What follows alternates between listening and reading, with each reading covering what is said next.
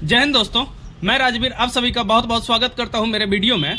आज का video special एक ड्राइवर भाइयों के लिए बना रहा हूं मैं। इस वीडियो में खासकर मैं ड्राइवर भाइयों के लिए बात करूंगा। एक अभी उड़ीसा में महासंघ चल रहा है जो ड्राइवर महासंघ के नाम से जाना जाता है और अभी बहुत जगह फेमस भी है। सिर्फ उड़ीसा में ही नहीं बल्कि हर एक जगह पर अभी ड्राइवर महासंघ के नाम से जो संघ चल रहा है, उस संघ में सभी ड्राइवर भाई जितने भी जुड़े हुए हैं आप सभी को तहे दिल से बहुत बहुत शुक्रिया।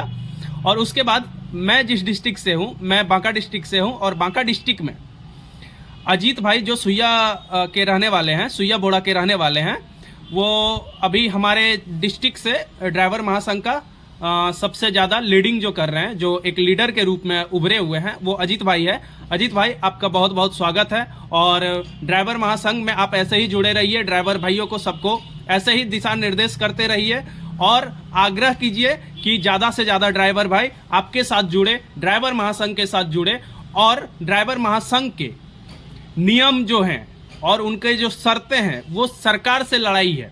सरकार से एक्चुअल में इसे हम लड़ाई नहीं कहेंगे, क्योंकि हमारे देश के जो भी सरकार हैं उस सरकार को ड्राइवर के प्रति अभी तक कुछ भी स्पेशल नहीं किए हैं। आप विदेश चले जाइए, यहाँ से दुबई चले जाइए, ऑस्ट्रेलिया चले जाइए, अदर कोई भी कंट्री चले जाइए, इंडिया को छोड़ करके अदर कोई भी कंट्री चले जाइए, अपना पाकिस्तान और श्रीलंका को छोड़कर, वहाँ ड्राइवरों का जो वैल्यू है वो बहुत ही ज़्यादा है। क्योंकि हर एक देश के जो राष्ट्रपति हैं, प्रधानमंत्री है, वो भली भांति जानती है कि ड्राइवर एक ऐसा चीज है, ड्राइवर एक ऐसा विकल्प है जो पूरे देश को चला रहा है। पूरे देश की जीडीपी को संभाल कर रखने वाला कोई नहीं, सिर्फ और सिर्फ ड्राइवर है। और ड्राइवर इस चीज में बहुत ही महत्वपूर्ण है। अगर ड्राइवर नहीं रहा तो कोई भी कंपनी, कोई भी पदार्थ, कोई भी चीज का कोई महत्व नहीं रह जाएगा। मैं मान लेता हूं कलकत्ता में हूं और कलकत्ता से एक उत्पाद कर रहा हूं, किसी वस्तु का उत्पाद कर रहा हूं। उस उत्पाद वस्तु का अगर मैं यहां से दिल्ली भेजना चाहूं या फिर दिल्ली के लोगों को जरूरत है उस चीज का, तो मैं कैसे भेजूंगा? ड्राइवर, गाड़ी है, गाड़ी से भेजिएगा तो गाड़ी को चलाने के लिए और कोई नहीं, ड्राइवर चाहिए। वो खुद ब खुद चल के कलकत्ता से दिल्ली नहीं जाएगी। तो मैं ड्राइवर भाइयों से दिल से जो है आप सभी का आभार प्रकट करता हूं। मैं खुद एक ड्राइवर था और अभी भी हूं, बट अब जो है बड़ी गाड़ियां मैं नहीं चलाता हूं। तो पहले जब मैं बड़ी गाड़ियां चलाता था तब मुझे समझ आती थी कि पूरे देश को एक ड्राइवर की कितनी जरूरत है।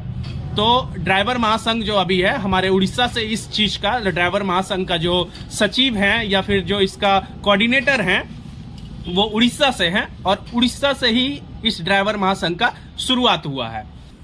इस ड्राइवर संघ का जो मूल मांगे हैं सरकार से वो क्या क्या है, मैं पहली मांगे जो ड्राइवर भाई का है, ड्राइवर महासंघ की तरफ से पहली मांगे जो रखी गई है वो है pension after 60 year of age, यानी 60 साल के बाद मुझे पेंशन मिलना चाहिए। हर एक ड्राइवर भाई को पेंशन मिलना चाहिए। अगर सरकारी कर्मचारी को 60 साल के बाद पेंशन मिलती है तो ड्राइवर भाइयों को भी 60 साल के बाद पेंशन मिलनी चाहिए। दूसरा जो है इंश्योरेंस जो है बहुत ही जरूरी और विशेष चीज है ड्राइवर भाइयों के लिए। अभी हाल फिलहाल में मेरे डिस्ट्रिक्ट में ही मेरे गांव के बगल वाले एक ड्राइवर भाई जो कि एक्सीडेंट के दौरान उसकी डेथ हो गई, तो उसके पूरे परिवार में अभी उस परिवार को चलाने वाला कोई नहीं है। सिर्फ और सिर्फ एक बंदा था जो पूरे घर को चला रहा था।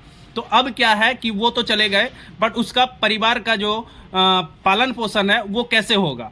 तो उसमें जो है सबसे पहली बात जो इंश्योरेंस है वो होना चाहिए। इंश्योरेंस होने के बाद क्या होता है कि सरकार के तरफ से, यानी जिस कंपनी का इंश्योरेंस हम करते हैं उस कंपनी के थ्रू डेथ होने के बाद इंश्योरेंस का मुआवजा उसके घर परिवार को दिया जाता है।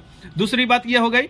तीसरी है डेथ एंड एक्सीडेंट बेनिफिट, यानी किसी भी ड्राइवर भाई का एक्सीडेंट हो जाती है रास्ते में चलते समय और या फिर डेथ हो जाती है उसका, तो उसका बेनिफिट सरकार को ड्राइवर भाइयों को देना चाहिए। तीसरा है प्रॉपर पार्किंग फैकल्टी।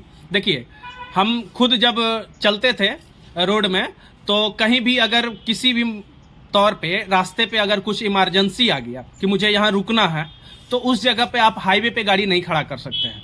क्योंकि हाईवे पे तो गाड़ी रनिंग रहती है, वहां पे आप गाड़ी नहीं खड़ा कर सकते हैं। तो हाईवे में सरकार के द्वारा हर कुछ किलोमीटर के अंतराल पर एक पार्किंग सुविधा देनी चाहिए। हाँ, वो जगह छोटा ही हो वो अलग मैटर है, बट पार्किंग की सुविधा होनी चाहिए, ड्राइवर को रेस्ट करने की व्यवस्था होनी चाहिए। हर एक प्राइवेट कंपनी में देखिए पार्किंग देती है, ड्राइवर को रहने का थोड़ा जगह देता है, खाना बनाने का जगह देता है। तो उसी हिसाब से जैसे भी आप रास्ते पे चलते हैं तो देखिए बस स्टॉप दिया जाता है। बस स्टॉप पे जो है आदमी जा करके अपना बैठते हैं, उसके बाद बस का इंतजार करते हैं, बस वहां से आती है तो चढ़ के चली जाती है, बट एक बैठने का व्यवस्था दी गई है। उसी हिसाब से सरकार को ड्राइवर भाइयों के लिए हाईवे में एक आतरी साइड बोला जाए या कुछ भी उसको बोला जाए, होम रेस्ट होम बोला जाए, जो भी हो, पार्किंग के साथ साथ एक रूम होना चाहिए जिसपे ड्राइवर को रहने का व्यवस्था टोटल होना चाहिए। हर 10 से 20 किलोमीटर के अंतराल पे या 50 किलोमीटर के अंतराल पे एक पार्किंग फैकल्टी देना चाहिए। तो ये जो है ड्राइवर महासंघ के नियम है, मांग है सरकार से। चलिए, बहुत बहुत बधाई हो आप लोगों को, और सरकार जो है इस पर विचार विमर्श कर रही है, बहुत जल्दी है जो इस सब चीज का लाभ ड्राइवर भाइयों को मिलेगी।